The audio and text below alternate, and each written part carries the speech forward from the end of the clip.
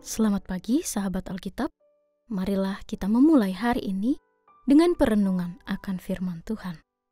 Bacaan Alkitab kita pada hari ini diambil dari Yehezkiel pasalnya yang ke-35, ayat 1 sampai dengan 9. Datanglah firman Tuhan kepadaku, hai anak manusia, arahkanlah mukamu ke gunung Seir. Bernubuatlah melawan dia, dan katakanlah kepadanya, beginilah firman Tuhan Allah, aku akan menjadi lawanmu, hai gunung Seir. Aku akan mengacungkan tanganku melawanmu, dan membuat engkau sunyi sepi dan terlantar. Aku akan menjadikan kota-kotamu reruntuhan, dan engkau menjadi sunyi sepi. Maka engkau akan mengetahui bahwa akulah Tuhan. Dalam hatimu terpendam rasa permusuhan turun-temurun, dan engkau menyerahkan orang Israel ke dalam kuasa pedang pada waktu kemalangan mereka, waktu penghukuman terakhir. Sebab itu, demi aku yang hidup, demikianlah firman Tuhan Allah, aku akan menyerahkan engkau untuk pertumpahan darah, dan darah akan mengejar engkau. Sesungguhnya engkau bersalah karena menumpahkan darah, maka darah akan mengejar engkau. Aku akan menjadikan gunung Seir sunyi, sepi, dan terlantar, serta melenyapkan darinya orang-orang yang lalu lalang. Aku akan memenuhi pegunungannya dengan orang-orang mati terbunuh. Di bukit-bukitmu, di lembah-lembahmu, dan di alur-alur sungaimu akan bergelimpangan orang-orang mati terbunuh oleh pedang. Aku akan menjadikan engkau sunyi sepi untuk selama-lamanya, dan kota-kotamu tidak akan dihuni lagi. Maka kamu akan mengetahui bahwa akulah Tuhan. Sahabat Alkitab, belakangan ini dalam tema-tema tayangan atau karya sastra populer seringkali mencuat sebuah pemikiran bahwa perlakuan tidak adil yang diterima seseorang dan menghasilkan dendam dapat dilampiaskan dengan bebas kepada orang-orang yang bersangkutan. Itulah cara menyelesaikan dendam dan kebencian. Namun, realitanya yang terjadi adalah kebencian yang diselesaikan dengan kebencian menghasilkan lingkaran dendam yang menciptakan kekerasan tiada berujung. Apalagi sebagai orang percaya, kita ditantang untuk menunjukkan nilai yang berbeda dari dunia. Seperti yang akan kita lihat dalam teks kali ini. Pegunungan Seir, yang merupakan nama lain dari Edom, masuk dalam daftar bangsa-bangsa yang mendapatkan hukuman dari Tuhan. Tuhan sendiri yang akan menjadi lawan dari Seir dan akan membuat kota-kotanya hancur dan menjadi sunyi sepi.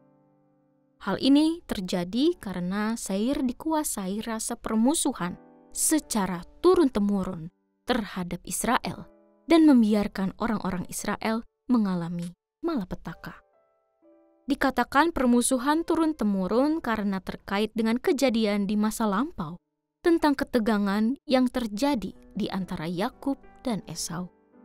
Seperti kita ketahui bersama, hubungan antara Yakub dan Esau penuh dengan ketegangan dan konflik yang memuncak pada peristiwa Yakub mencuri berkat milik Esau dengan cara meminta Esau menjual hak kesulungannya. Meskipun demikian, perselisihan di antara pribadi Esau dan Yakub telah berujung kepada perdamaian. Sayangnya, perdamaian itu mungkin tidak bertahan di antara keturunan mereka oleh karena berbagai alasan.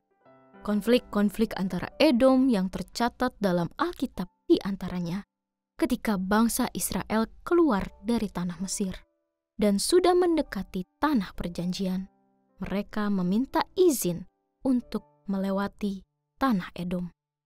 Namun, alih-alih memberikan izin, orang-orang Edom justru menghadang Israel dengan kekuatan militer. Kedua, saat pemerintahan Daud, permusuhan terjadi lagi. Tetapi Daud berhasil menaklukkan Edom. Ketiga, Pada pemerintahan Raja Yoram, Edom memberontak melawan kekuasaan Israel dan berhasil memisahkan diri. Permusuhan dan pengkhianatan Edom terhadap Israel terus berlanjut hingga masa-masa sulit Israel. Bahkan setelah Israel dikalahkan Babel, orang Edom hendak menguasai dan mengambil alih sebagian tanah milik bangsa Israel. Jadi, sebagaimana Edom bersukacita ketika Israel dihancurkan, demikianlah Allah akan membalikan keadaan sehingga setiap orang di muka bumi akan bersukacita atas kehancuran Edom. Sahabat Alkitab, kekecewaan dan kemarahan yang tidak diselesaikan dapat memicu perasaan dendam yang mengikat dan mengintimidasi seseorang atau kelompok agar melakukan pembalasan. Seperti yang terjadi dalam hubungan antara Edom dan Israel, dendam yang dipelihara selama berabad-abad menghasilkan permusuhan dan konflik yang berkepanjangan.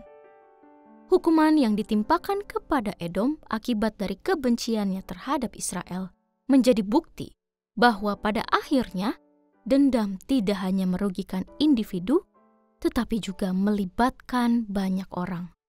Dendam mengendalikan kehidupan bangsa Edom dan diturunkan dari generasi ke generasi, sehingga membuat mereka kehilangan empati terhadap Israel, saudaranya.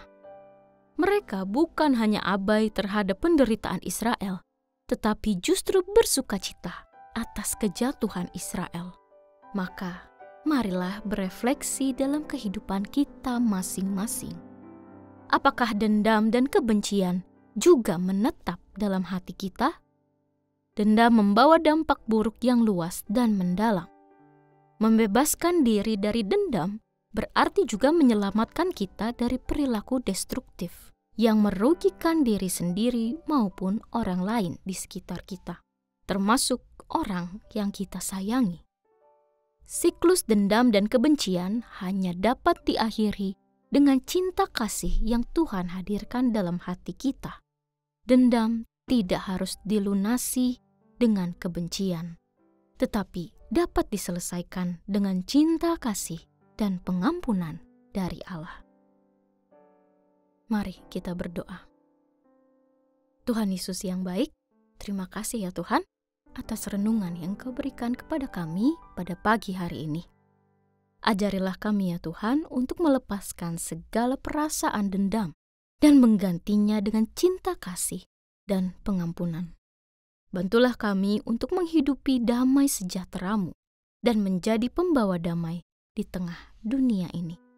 Kami menyerahkan seluruh pekerjaan kami, pelayanan kami, dan pergumulan kami sepanjang hari ini ke dalam tangan-Mu. Di dalam nama Tuhan Yesus, kami berdoa. Amin.